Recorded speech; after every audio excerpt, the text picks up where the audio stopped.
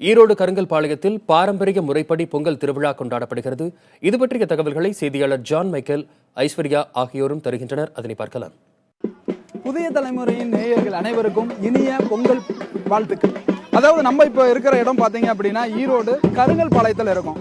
இந்த கருங்கல்பாளையம் அப்படிங்கிறது ஒரு கிராமிய சூழல் நிறைந்த ஒரு பகுதி.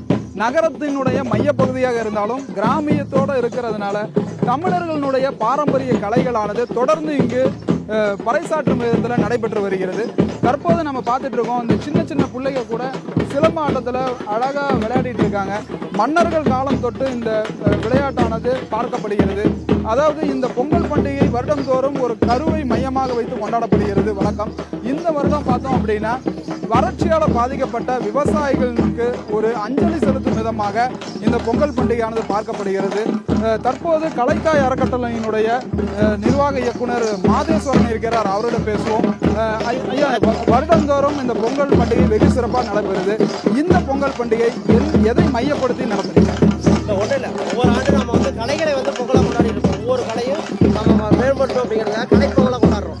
இந்த ஆண்டு என்ன பண்ணோம்னா ஒட்டுமொத்த நிலமும் 5 நிலங்களும் வறட்சி நோக்கி பயணிச்சுட்டு இருக்கு. அப்போ விவசாயிகளோட வாழ்வாதாரம் ரொம்ப சிக்கலாக இருக்குது. அப்போ கலைகளுக்கும் விவசாயத்துக்கு நெருங்கிய தொடர்பு இருக்குது. நாட்டுப்புற கலைகளோட அந்த கலையை நம்ம என்ன பண்ணுறோம்னா கலைகள் மூலிமா இந்த மண்ணும் மக்களும் செழிப்படையணும் அப்படிங்கிறதுக்காக இன்னைக்கு கலை பொங்கலாக வைக்கிறோம்.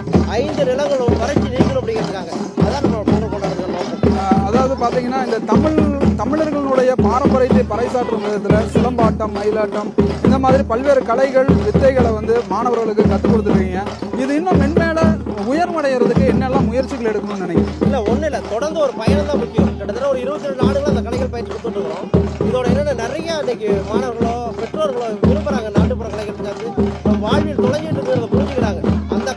அந்த காலச்சூழல் நாங்கள் வேலை செய்யும் போது மகிழ்ச்சியாக இருக்குது. ஆனால் கட்டாயம் பாதுகாக்கப்படுற கலைகள், ஏன்னா நீ கலைகள் மேலே பார்வை ரொம்ப குறைவாக இருக்குது. அதனால தமிழ்நாட்டில் இருக்கிற அத்தனை மக்கள், ஏன்னா உணவு எப்படி மண் சார்ந்து இருக்குதோ அதே மாதிரி கலையும் மண் சார்ந்து இருக்கும் போது தான் உடம்பு ஆரோக்கியம் பெறும், மனம் தெளிவாக இருக்கும். மனம் மகிழும் போது மட்டும்தான் இந்த இயற்கை ரொம்ப செழிமையாக மாறும். மனம் இறுகி போனால் மண்ணும் வறண்டு தான் போகும். வறட்சி நோக்கி பயணிச்சிருக்கோம் அப்படின்னா கலைகள் தான் அத்தனையும் மாற்றிடக்கூடிய தருணம். ஏன்னா வறட்சி இருந்த காலத்துலலாம் அந்த சமூகம் கொண்டாடிக்கிற வறட்சியை, ஆனால் இன்னைக்கு வறட்சியை கண்டு பயப்படுது.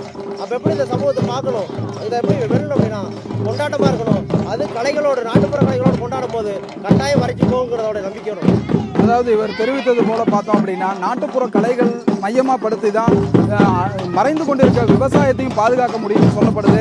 இப்போ தற்போது நம்ம இன்னொரு இடத்துல இருக்கோம். இந்த இடம் பார்த்தீங்கன்னா மாணவிகள் உற்சாகமாக ஒயிலாட்டத்தை நமக்காக செய்து காமிச்சிட்டு இருக்காங்க. இந்த ஒயிலாட்டத்தில் நமது செய்தியாளர் ஐஸ்வர்யா கூட ஆடிட்டு இருக்கிறத நம்ம நேரடியாக பார்க்குறோம்.